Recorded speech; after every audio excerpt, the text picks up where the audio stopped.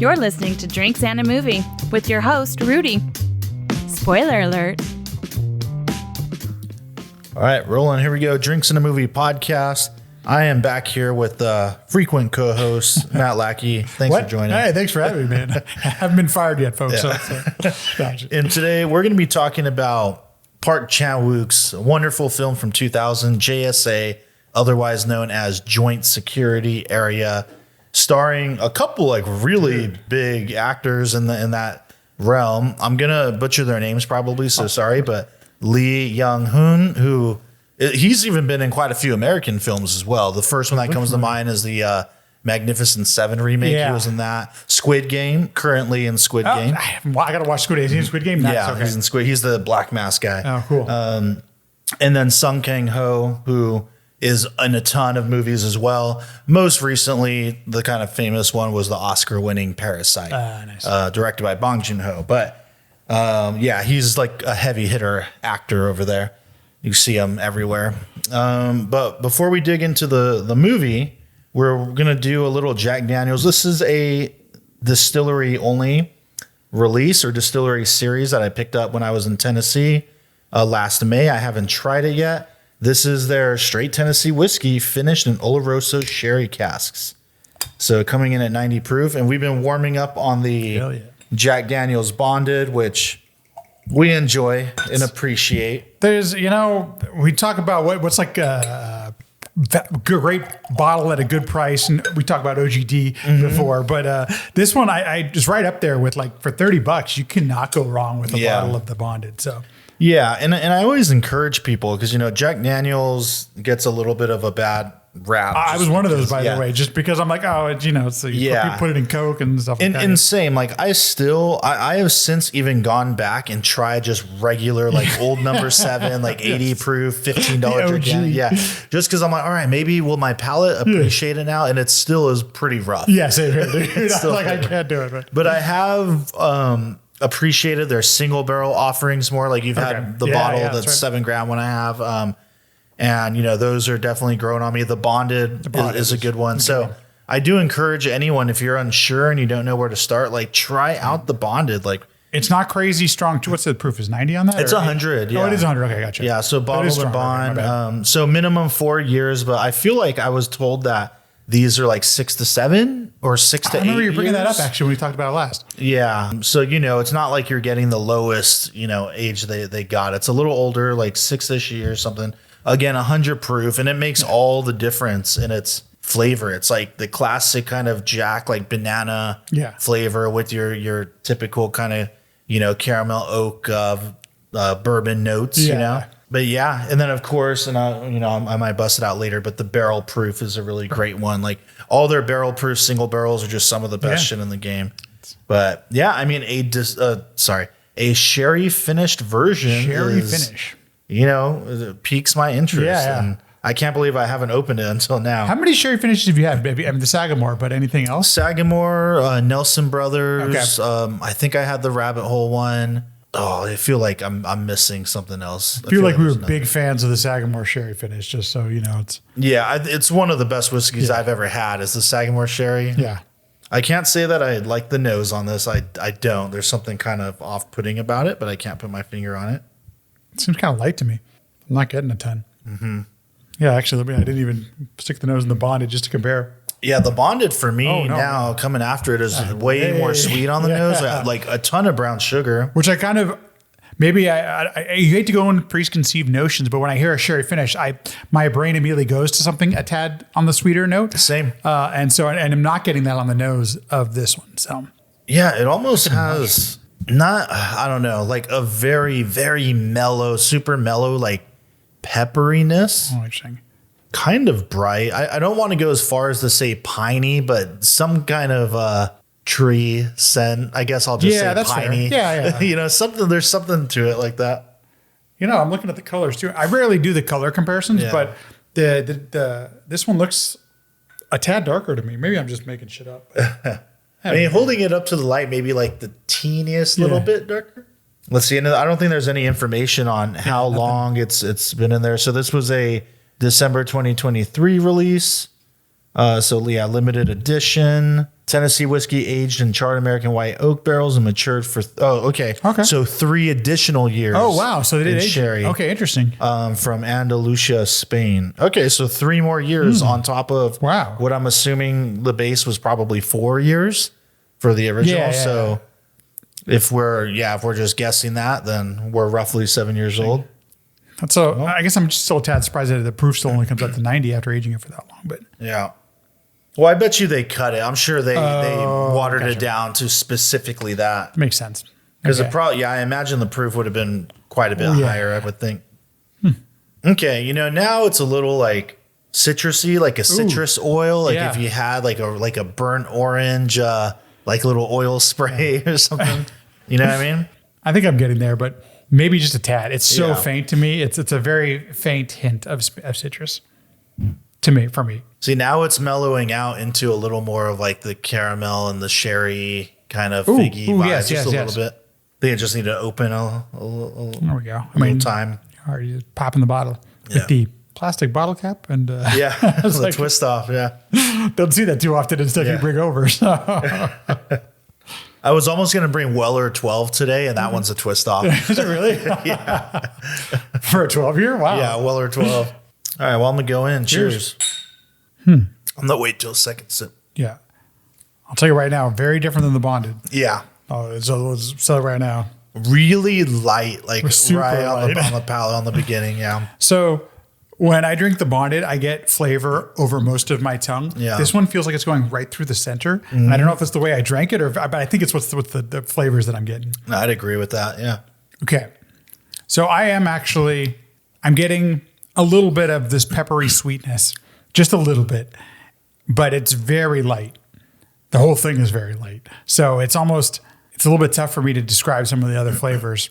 I started to smell a little bit of the caramel, and I'm not getting it actually up front on my palate. I don't know if that's just me, but yeah, I can't. It's too mellow. Like I couldn't even pick anything out. It's like too mellow and light. Like I would say it matches the nose, but an even lesser version of it. Like everything I noted in the aroma, I get on the palate, but way less, way muted. It's like if the nose is a volume 4, the palate's like a volume 0.5. Got it. Like not even a 1. And surprisingly enough, like I don't quite get like a sherry vibe. No. It doesn't remind me of any other sherry finishes. It doesn't. I should have brought the Nelson Brothers one to compare, but just going off memory, this definitely is not that. And the sherry was the one that got number 1 for me when we did the big blind tasting. Oh, interesting. Yeah. When we did 8 of them. Not bad. And I can't imagine this would have ever come close to that. And also, it doesn't even taste like Jack Daniels. No, maybe I should have brought the 80 proofer, but it doesn't. Like I thought I would have this in that the Jack Daniels base would be like super recognizable, because it is to me, it's a pretty unique flavor profile. Sure. Just like Beam, Beam products like Knob Creek and Baker's and OGD, like you can tell it's all from the same blood. This one, I wouldn't have guessed. If you gave these both to me and didn't tell me what they were, I wouldn't have thought that they were both from the same, family. It's funny you mentioned that, because quite often, and I haven't tasted nearly as much as you have. However, when we get something that's been sitting in a certain type of barrel for years, I expect, usually it's happened where I get this base and then there's this really cool flavor on top of it. Yeah. It feels like this one is missing the base. Yeah. Like all you're getting is just this something on top, but it's super light. It's not even. Yeah, that's a very good way to describe it. Feels like it's missing the bottom of the pyramid, the foundation, something. Yeah, I agree with that 100%. That's the best way to put it. So, and I thought it might be a bit unfair that we're with the bond right next to it, but it's like almost uncomparable. Like it feels like it's missing something. So it's interesting. I mean, sometimes it is a bit unfair maybe to compare it to something like the sherry finish I've had before, which is Sagamore.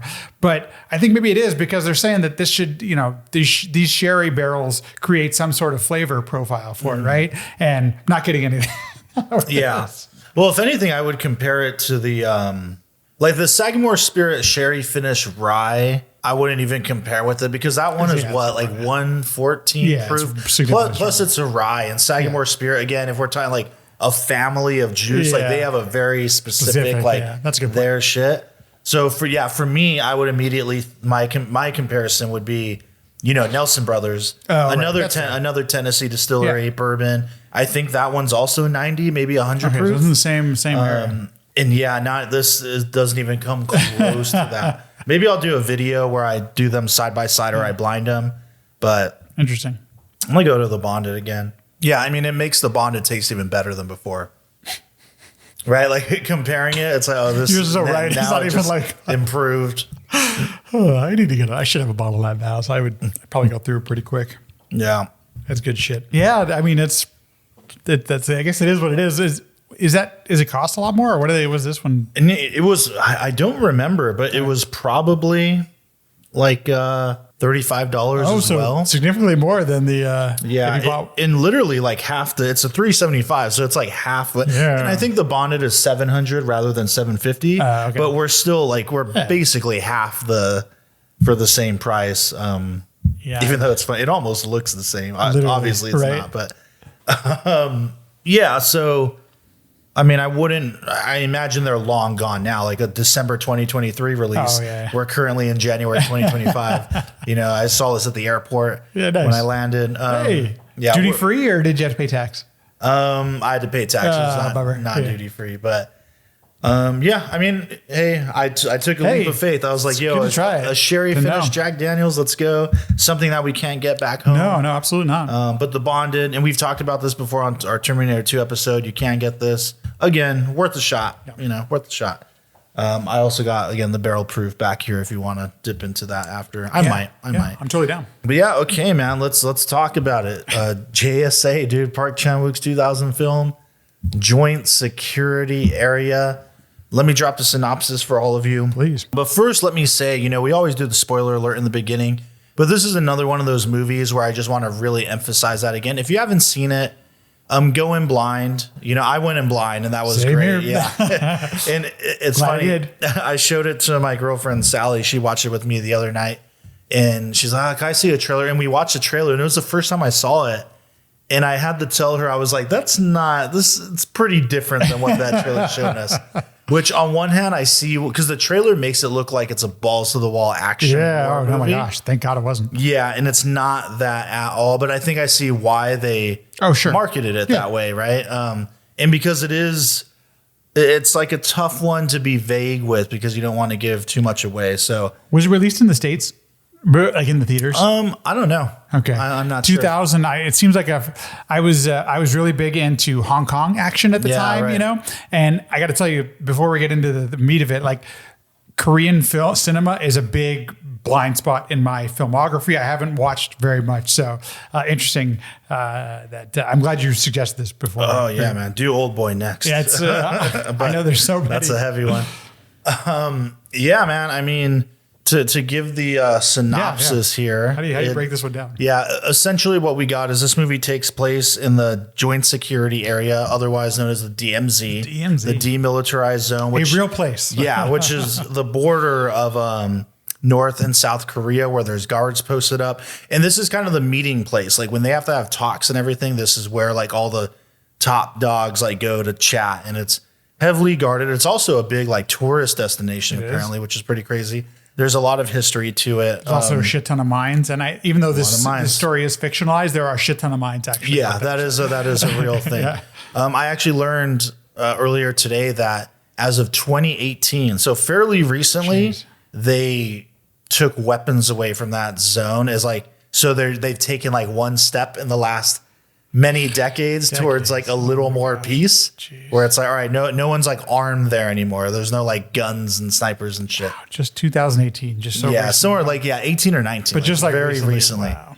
But anyway, so it follows. I believe her name is Sophie, who's a Swedish soldier who's sent in to investigate a couple murders that happen at the outpost on what they call the Bridge of No Return, which again is a real place. Again, bordering it. There's an outpost on the north, an outpost on the south, and at one of the outposts, A few people got murdered, so she's investigating to figure out what happened. So it's like southern or like northern people got killed, southern people got killed, and they're just investigating like what happened here. And there's kind of a mystery. You know, they're trying to solve the case and like what really happened. Yeah, what really happened, because they're hearing like slightly different stories from each side. And they come to realize that, okay, there's a handgun that was fired. They carry 15 rounds, but there's between the dead bodies, there's 16 shots, like evidence of 16 shots, but they can't find the other shell. So, and we also know people are dead. The opening scenes let us know that people have been killed by because of this incident. Yeah, and they're like adding up the wounds, and they come to that conclusion of like, all right, so there was another round fired at some point, but we can't find it. So where did this other gun or whatever come from? So that, you know, that's kind of the setup here. And again, we're going to go into the spoilers. You've been warned. Yeah, like I saw this movie. Yeah, how'd you get? Several years, man, maybe like 10 years ago now. It's been a while. Like somebody recommended it, or 10, you just 15 find it years on your ago. own? So I was already into Park Chan-wook. My first foray into him was in this movie called 3 Extremes. That was 3 different like horror short stories. Oh, cool. One was from China, one was I think from Japan, and one was from South Korea, which is Park Chan-wook. That one took place on like a movie set about like a director or something. Yeah. I haven't seen it in a long time. And then from there, I watched his movie. Oh no, yeah. So at this point, I would have still been like late in high school. So this was way longer than 10 years ago, because this is when I would go and like rent movies every week at Hollywood Video, like after school. That's one of the things. For those in the rest of the country, in SoCal, there was always international or what we call, you know, foreign film sections in our local rental houses, which is a big deal. I don't know if the rest of the country had that or not, but like, so you could go rent Korean films, you could go rent Hong Kong films, you could go rent, you know, German, whatever. There was always something of that wasn't from the States there in that section in most video places. Right? Yeah. And man, do I miss those days. Because this was like, you know, YouTube and all that was a thing at this point, but it was still not that big. And it's not like there's all these movie review and movie talks and podcasts. So this was still the time frame of going to Hollywood. Like I went to Hollywood Video instead of Blockbuster, like Hollywood, but same kind of thing, right? In where you're judging the movie based off the cover art. Yeah. So what do they have on display? What's the cover art? Or whatever the guy at that place picked, because there's only one section of, you know, foreign films. So, you know, it's interesting. And so I remember picking up Old Boy, which I mentioned, which is probably his masterpiece, the second film of his Vengeance trilogy. Incredible movie. From there, I got, you know, Sympathy for Mr. Vengeance, and I saw, you know, this and that. And during security area, I came across, because there was a video interview. So this is probably a couple years later, but a video interview from around 2009, 2010 of Quentin Tarantino. It's still on YouTube, where he lists his favorite movies between 1992 and 2009. So basically the time frame that he was making movies. Okay. And this was one of them. So he says, you know, JSA, Park Chan-wook. He's like, that's one of them. I'm like, all right, I'm going to go check that out. So I immediately went, I just bought the DVD, because that's how I still roll. Dude, I still roll that way. Yeah. Just the other day I bought Criterion Blu-rays. I've never seen these movies before. When shit's on sale too, it's like, it's so much, might as well buy it. It's like $4 more or whatever. You might as well just buy it. Yeah. And I remember loving it, man, but I hadn't revisited it since. Oh, interesting. And I loved it just as much. That's wind. Okay. Yeah, sorry. There's some severe wind going on, folks, right now. Sorry about that. Didn't mean to just stop all of a sudden. I almost thought it was like feedback or something, but I was like, okay, you can hear it literally wind.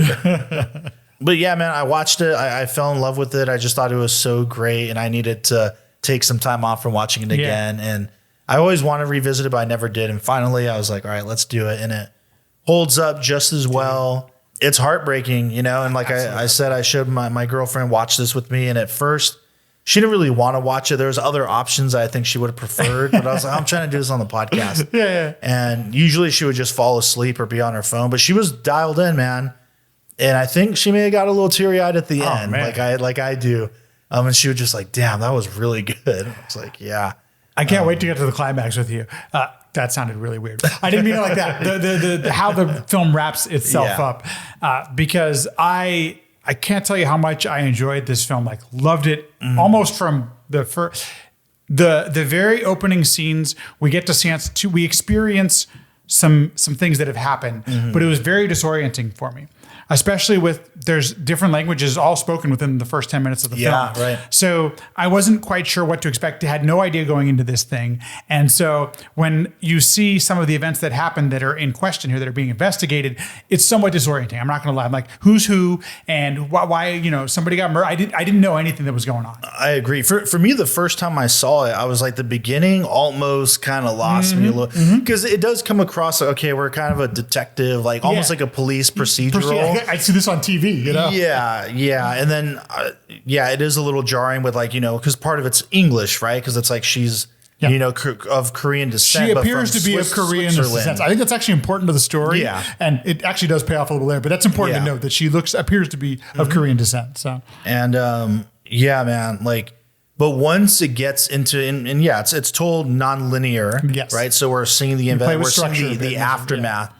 And then we get into kind of the flashback of what happened. And it's really subtle. There's not a clear, this is the past. Like it does. Whose perspective. Exactly. Yeah. So we don't see, because anytime she asks one of the people who've been involved their questions, nobody's responding to her. Yeah. So you don't know at first where the perspective is and what can we believe, what actually happened. Those kind of things. So I actually think is a really great choice. Now that I've watched it, it makes me want to go back and watch it again because I think it's such interesting choices to keep us, the audience, in a situation that the investigator, that Sophie might feel like as well. I thought that was super smart on his part. Yeah. So. Yeah, it's really seamless when it kind of cuts back to it. But they do give you the date. So it's I think you do get dates, October 31st was when this all went down, the incident happened. And, so it goes back to all right, here's February, whatever, the year before or earlier that year.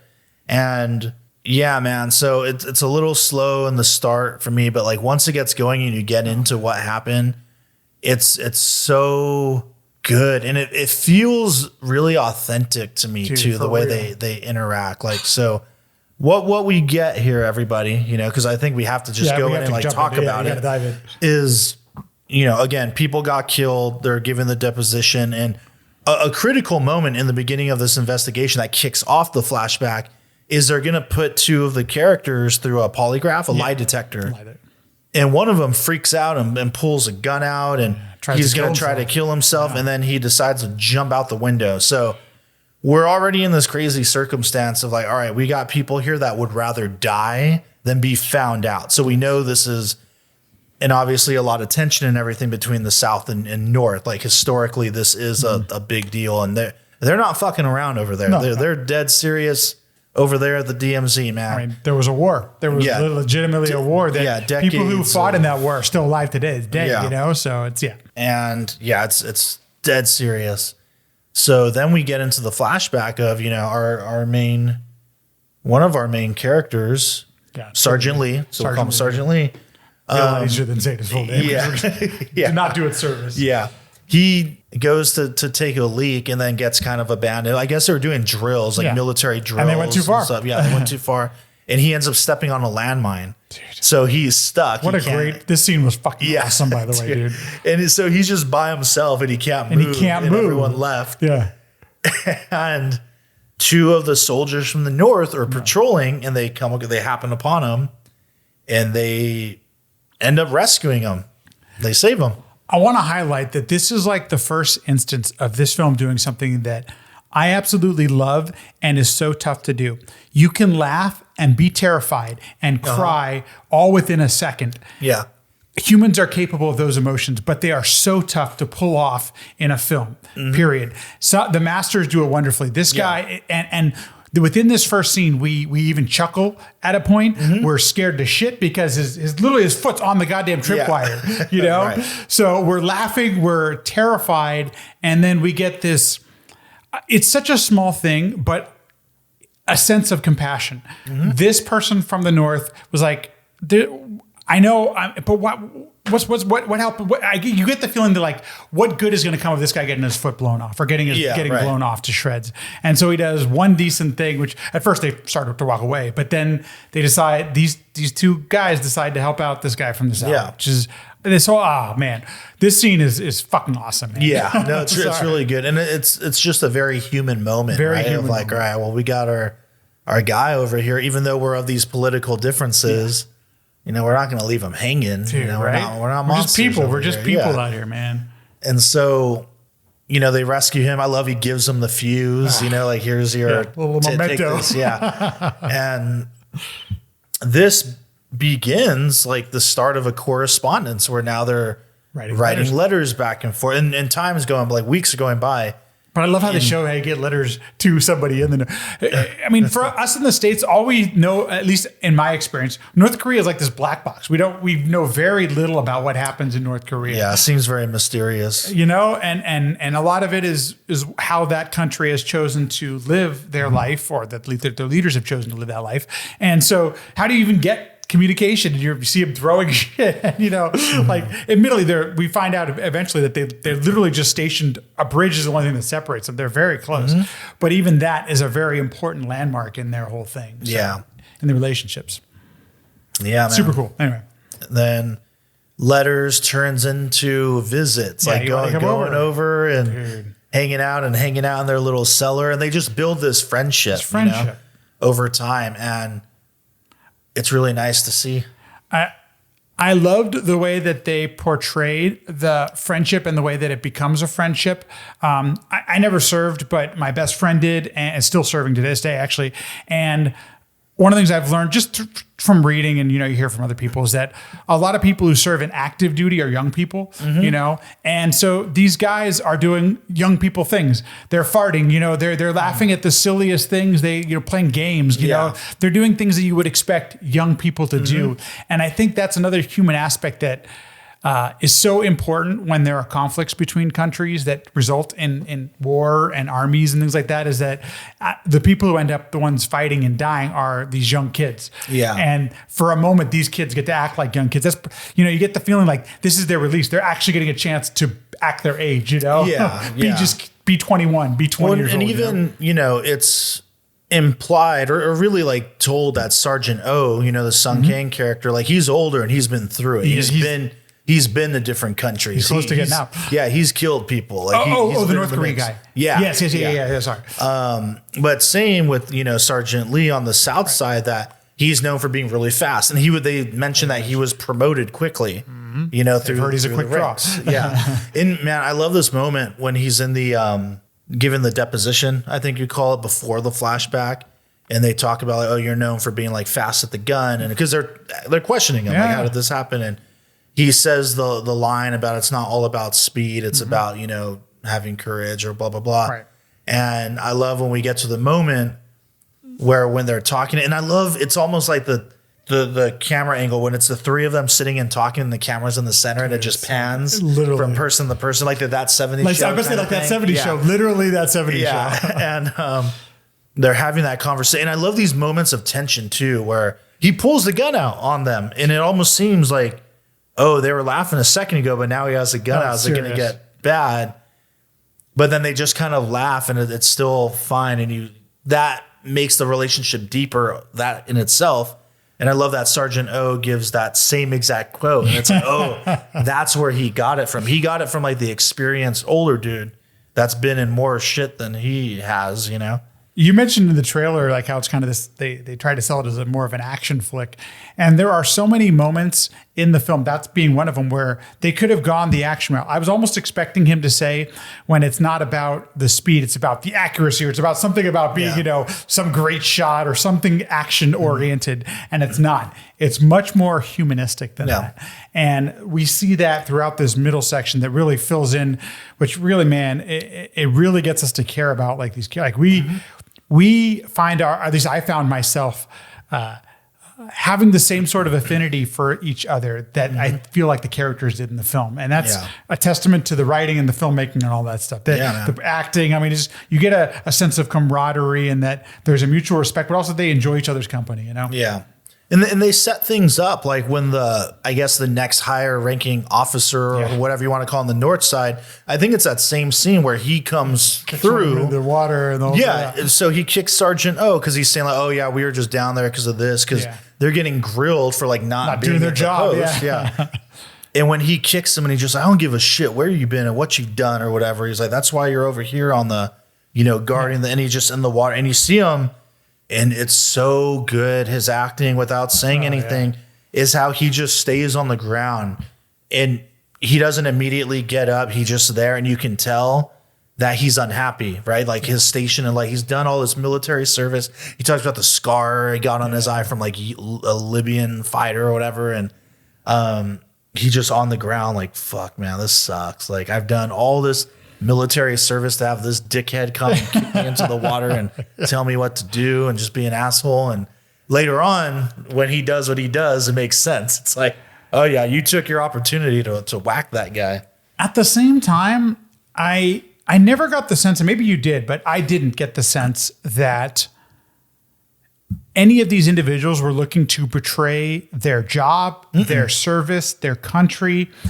In fact, where the conversation leads is like, maybe this is the first step towards reunification, which is, which I thought it almost brought me to tears thinking about that these kids, I shouldn't say kids, because you're right. Some of these guys have some service, but these people in this situation almost saw this as like, look, we can get along, we can live together. Yeah. It had nothing to do with, man, I'm betraying my country because fuck you, you fuck me. It had nothing to do with like any of that, which I just thought was such good writing. But man, if that doesn't just, I'm getting goosebumps even just thinking about it. How subtle some of that. Yeah, stuff is. it's emotional. Like and they bring that up at times too. Like, what if we're just honest and we just tell them? But just talk to each other. It's just the fear, right? It's like, if we get found out, they're gonna. It's gonna be bad. I don't know. They're gonna execute him or some crazy shit. And they even, man, I love, they get to a point where they refer to each other as like brother, yeah, and shit, like not comrade, like brother, and it's like, oh my god, heartbreaking. Man, on that note, I gotta pour the stronger shit.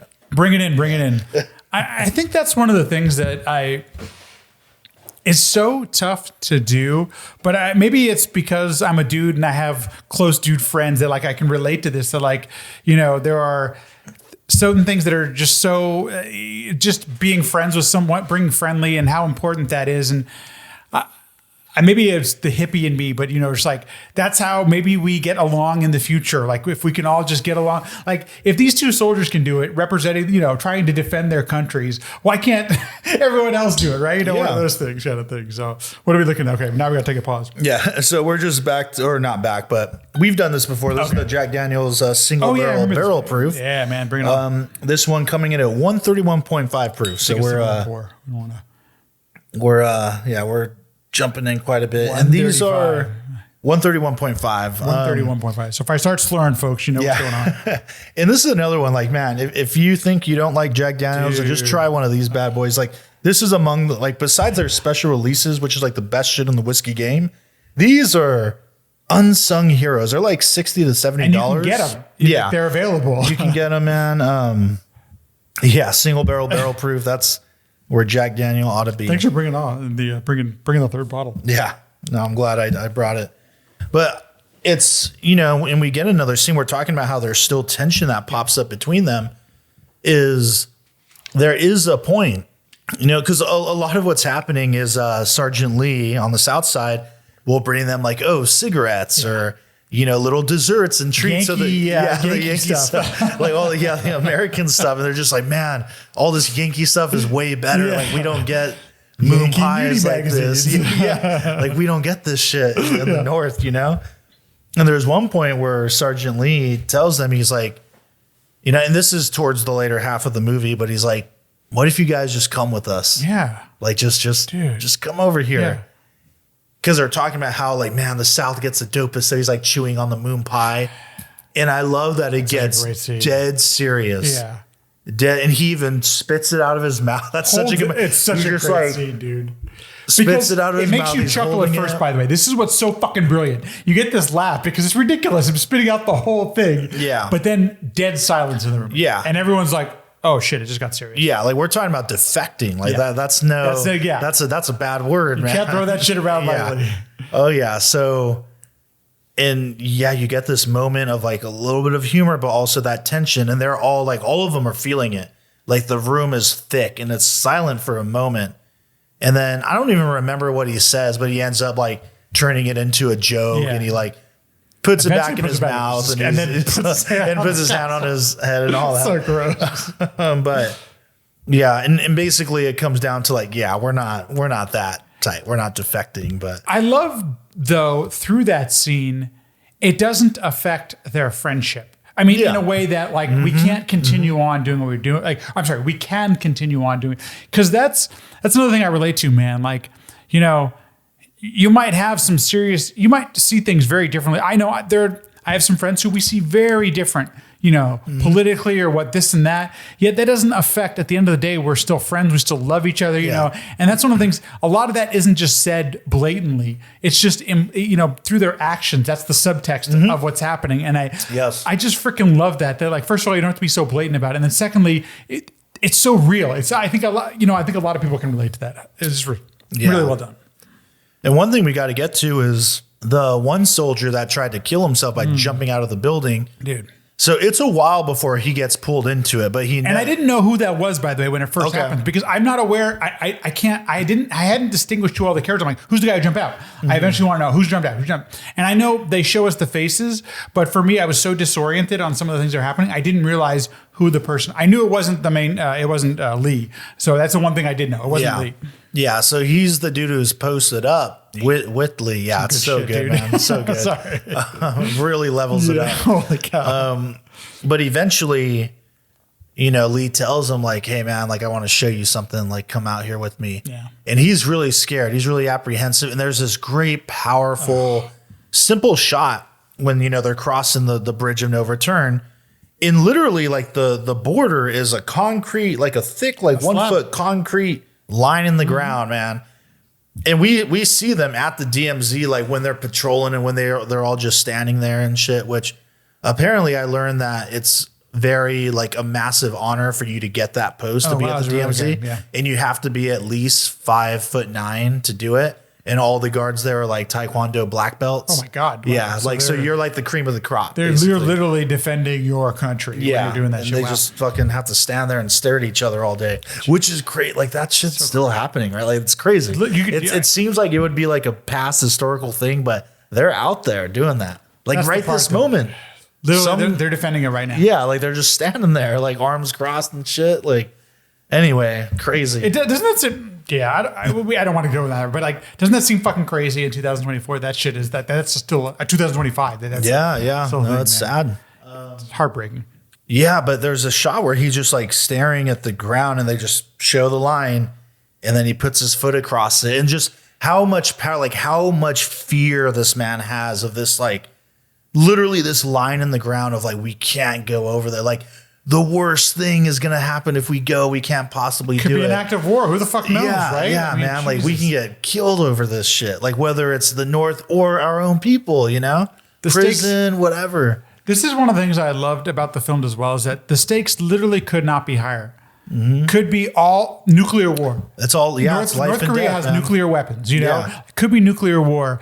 And yet to bring it so personal between these two individuals is just a perfect way to illustrate how high those stakes, because we care about both these guys. Yeah. Both of these people seem very reasonable, and we love that they express themselves the way that they do. Like, masterful, fucking masterful. Dude. Yeah. That's amazing, man. But they get him over there and he becomes part of the crew, and they're over there dicking around. And it gets a little scary when, you know, it's kind of a montage where they're going like a couple months are passing by, and it, you know, at first they're like in the cellar, like in the basement or whatever. Yeah. And now they're just like outside, like playing the games. Like they're just out in the open. Literally out in the open. When there's other people patrolling and shit. And it's like, oh man, yeah, they're getting real comfortable. I know this is a work of fiction. However, I would not be surprised to find out that a lot of these areas are manned by 20 or people, you know, very, very low level maybe not inexperienced, but you mentioned the point. Okay, never, actually, it's not true. Yeah, these guys are like the top dogs. The top dogs. Yeah. Okay, so that's interesting. Okay, anyway, yeah, sorry. Because they've got the real important job of just posting up all night. That's a good point. Okay. But I do believe, let's say, even if they are in their 30s or whatever, I believe that because of what they're going through and what they have to deal with, they would revert to those kind of more childhood attitudes. I mean, why not? Think about us when we're with all the drum corps buddies, right? Like a lot of that shit. I'm 42. Yeah, like a lot of that making my fart jokes and shit. Yeah, absolutely. You know what I mean? When you're among like certain people, like you can do that. But I like how other character gets kind of pulled in, and at one point we get I don't even remember if they say why this happened, but there's some kind of shootout. Like something happens and there's a shootout. Yeah, they go on high alert and there's going to be an operation. It almost looks like both the North and the South bring out men and there's a whole thing. Yeah, it's a whole ordeal. And, Lee tells his boy like, yo, man, like, let's stop going over there. Like he knew they were pushing their luck, man. He's like, let's not do it. It's like, oh, well, let's go one more time. That part cracked me up a little bit because that's so like cliched movie, but it works really well in this scene. Well, it's his birthday. It makes sense. Yeah. Let's at least go say goodbye. And I see where it would be difficult to make that decision, right? Like it would be for anyone. Like I completely buy that. I feel that's and how could you? Authentic. It's like saying how could you just stop talking to somebody you've created a relationship with? Whether it's romantic or friendship or colleagues, it's tough. I know for me personally as a human, just to cut off a relationship for no apparent reason, So you can absolutely relate to what they're going through. And we can deduce too that it seems like they're probably not even that close with anyone on their own team. Yeah, because they don't get to. They're out there by themselves. Exactly. Like even the two dude, like Lee and his other boy at the post, like even they it never seemed like they were tight, like they were homies. Yeah. It wasn't until they started going to the north and hanging out with the other guys that they like bonded. Yeah, man. And of course, Halloween, like that's the fateful night. And they really twist the dagger of emotions when it just starts with like, hey, we got you, we made you this for your birthday, and he's drawing a portrait of my girlfriend, and everything's all good, and they're laughing, and there's jokes, you feel like you almost you get choked up because of how good everyone feels. It does all the things. And he gets so emotional. Like when he gives him the gift, he's like, you like remembered it was my birthday, like you thought to do this, like brother, and man, and the higher ranking dude walks in and we get a Mexican standoff, man. I love the filmmaking at this point because yes, we have whatever happens in the room, which we'll later find out how all the details work out. But then we've got the North and the South bring in the troops, and there's this whole literally war sequence or fighting sequence. And as a viewer, me personally, I'm like, God, what the fuck is the point of this? Like you feel like this is so worthless. And so what is this accomplishing? What is this helping? And I loved that you could desensitize a war sequence like that or an action sequence like that. It got me even a little bit angry that this friendship led to this, and you're just like, God, such a master stroke of creating something that worked out so well, Well, and it's hardcore that like, now there's after the shootout happens and like you said, all the other soldiers come in, the alarms are going. Yeah, the alarms have to go off because there's shots fired. Yeah, and now there's, gunfire like from both sides, and it's like, man, how many other people are about to get murdered because of this, like, I'm going to call it like a misunderstanding. Misunderstanding. And it's so tense, and he keeps it going just like I'm gonna call it the Mexican standoff, right? Like just long enough, and the dude, reaches for his walkie-talkie, like, and I forgot about that. I was like, oh, he did go for his gun, but then you see like after he gets shot, the walkie-talkie falls out. Beautiful, like slow motion falls out of his hand, and that was it. And then they just go haywire, dude. Have you seen the film Babel? Yeah. Okay. This whole thing reminded me of that. Is that how and I know Babel came after this film, but like how misunderstandings literally can be. You have no idea what the consequences of a misunderstanding could be. Sometimes it costs people relationships. Sometimes it maybe makes you get the bad grade on a test or something.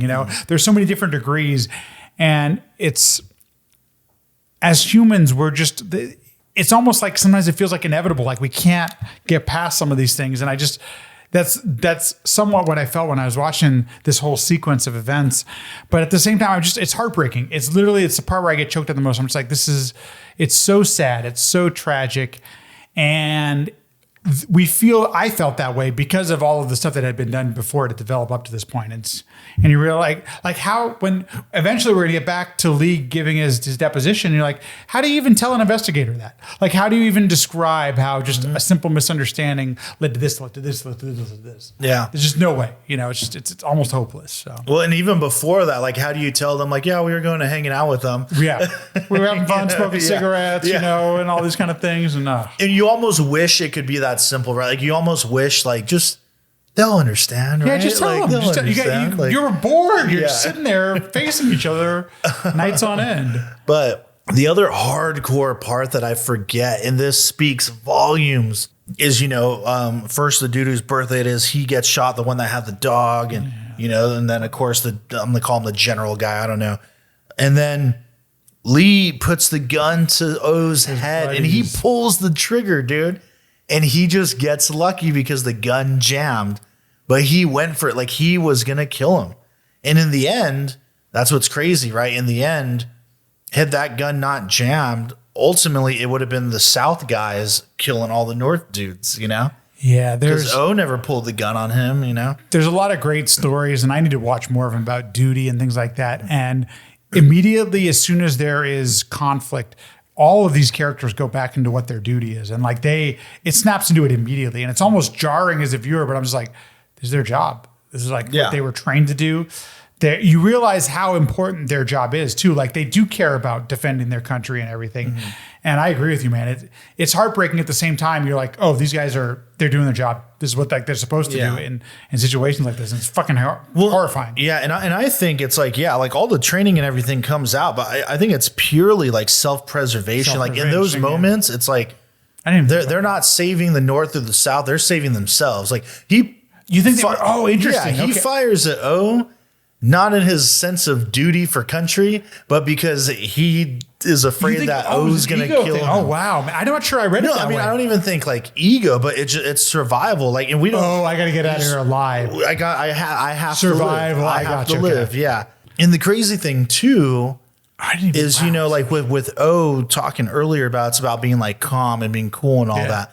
Like the fact that if that gun didn't jam, he'd be dead. Instant bullet to the head. But eventually he gets a gun, right? And he doesn't even try to take like revenge on Lee. No. Like he could have capped him right then and there, like because he's the elder, but he's been through the experience. He knows what happened. And instead, he kills his high-ranking officer that pissed him off earlier in the movie, execution style. That dude was just like, "Help me," and he just boom, nope, you're done. He's like, "I'd rather get rid of you." And we know there's some discrepancies in the shots because in the very opening stuff, in the first 10 minutes, we know that some of the gunshots don't make sense. The investigator uses, so I was already expecting at some point that's got to happen just because of how many times we've seen mystery unfold like this. But that's a good point, man. Like he really does display his experience and kind of knowing what could happen if things continue down the same path. Wow, it's so funny that I didn't realize about self-preservation. I was thinking more of like, oh man, he's got to do his duty as a soldier. But you're right. I think you're totally right. There's no way I'm getting out of this alive unless I do this. Yeah, it's survival instinct. Unfortunately, this dude has a gun pointed at me. Yeah, this is the only so option. He's got to go. He's got to go next. Oh man, good point. Yeah, that's why I want to watch the film again, just to realize those points. And I think it's just adrenaline. It's like, okay, we got the walkie-talkie guy. This dude currently has a gun pointed at us, so we got to get him. Oh, and this time is probably going to pull one. He doesn't. He stays cool, and then bullet jam. And I thought it was interesting too that, in that part of the story, it's not Lee that fires on him first, but it's the other dude, the one that was the most kind of apprehensive about everything. And they even talk about it later, like, oh, that's interesting. Like you were the fastest one, but yet you didn't. He's like, oh, they told the story wrong. And then, and this leads to him committing suicide, man, is because he's thinking back at it. And he was actually, because he is the fastest one, he's the one who shot his friend first.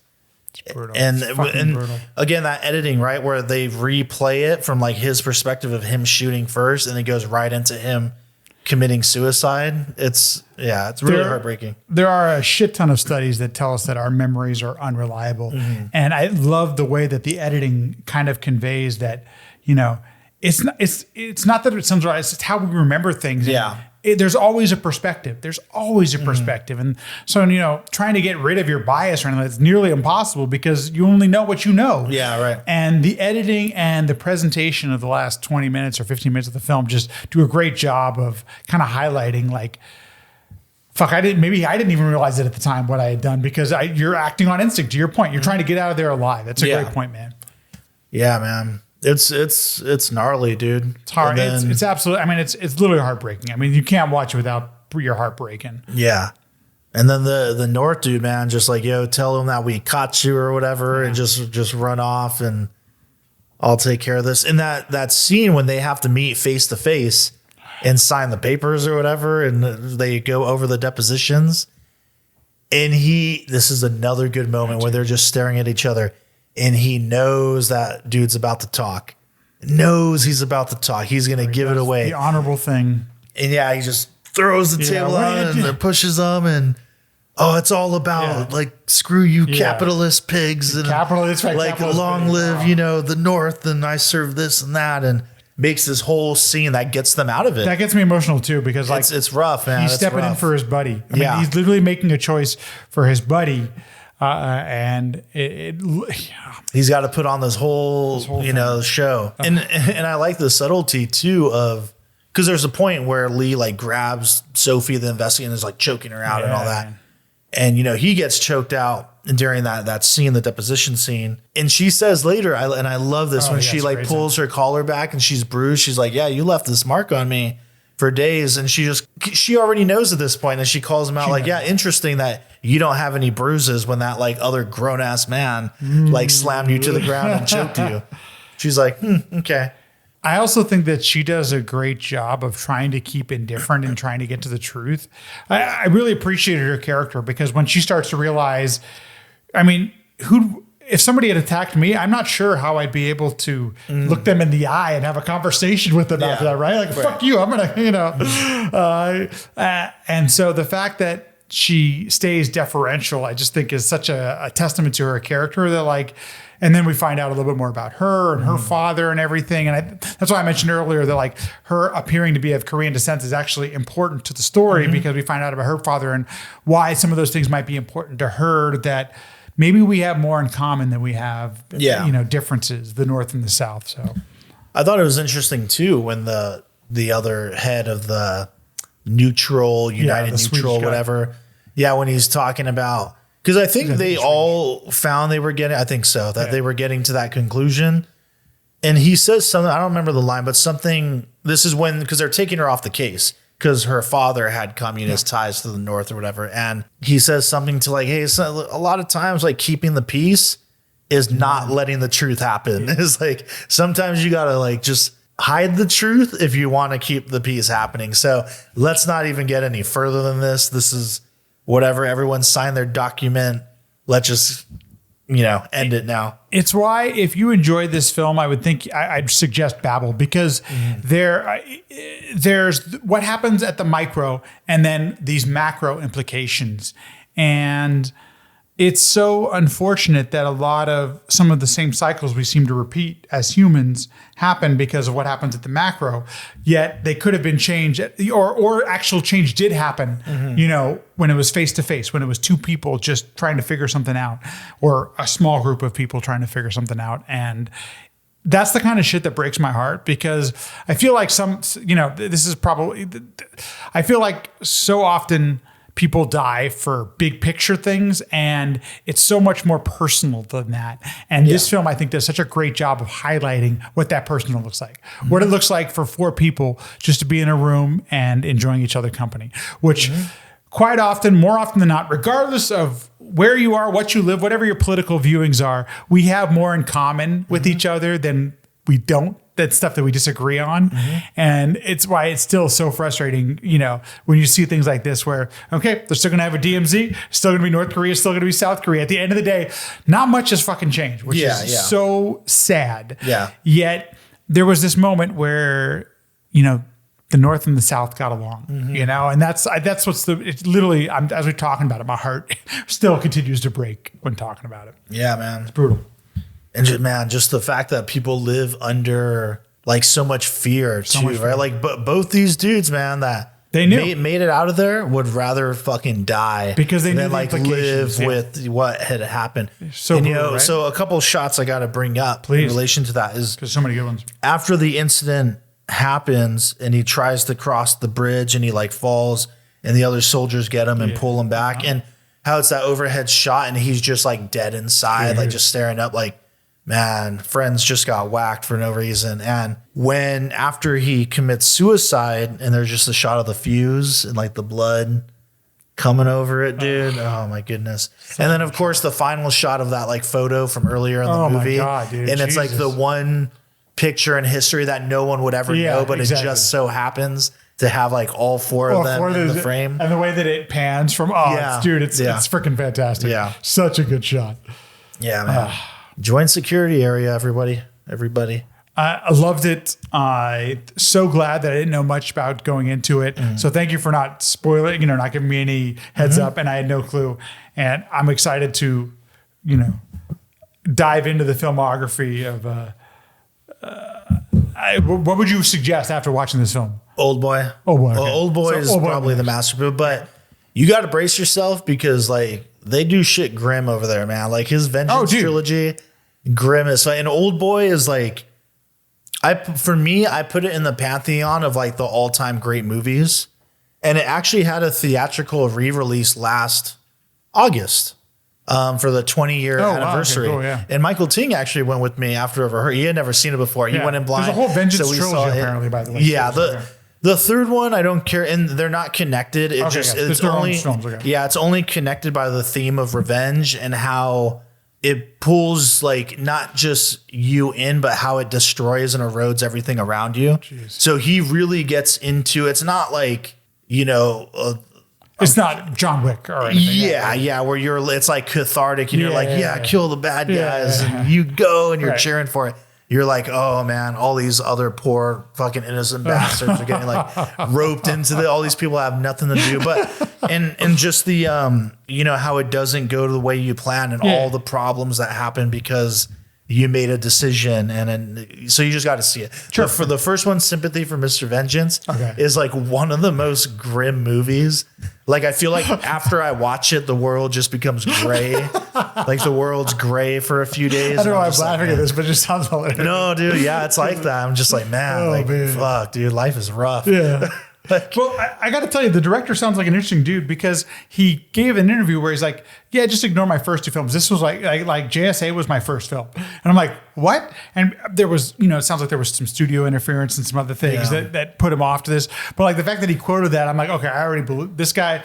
He already he's not afraid to put a point of view out there on a film, which it's not an easy thing to do as an artist or anybody, So like, I already respect that you're putting your point of view out there. So I can't wait to dive into more because the film is masterfully made. The editing is wonderful. And the fact that it was 25 years ago now at this point even makes it all the more special that like it's interesting. It's a timeless movie. Totally timeless. And how you could easily apply what you see in this film to things that are still happening to this day, unfortunately, and like, so good. Yeah, dude, Old Boy. And then you can listen to my podcast on it. Okay, good. I covered all three of them movies. Fantastic. I'll go Old Boy and then I'll dive in. Yeah. So yeah. Old Boy might be starting to, The Handmaiden from several years ago, I thought that one was okay, but I've had a couple people tell me that they feel like that's his big, like one person in particular who writes a lot of film critique, who I respect a lot, was like, he was telling me, he's like, I think The Handmaiden's better than Old Boy. I'm like, oh shit! Okay. I didn't agree after I watched it. Sure. To each their own. That's the great thing about cinema. We can have to each their own. He's a great filmmaker. I still got to dig into more of his filmography. It's a great film. I highly recommend. You won't be disappointed watching this film. Yeah, man. Dang. All right, well, that's a wrap on this one, everybody. Joint security area, Jack Daniels, sherry finish, thumbs down. Thumbs up on JSA. But the bond in the single barrel. Yeah, those ones are still hitters. All right, cheers. Cheers. Thank you for listening to the Drinks in a Movie podcast. You can now find us on Instagram at Drinks in a Movie Pod, where we'll be posting photos from all the various films that we discuss. You can also email us at drinksinamoviepod@gmail.com. Please rate, review, and subscribe, and thank you for listening.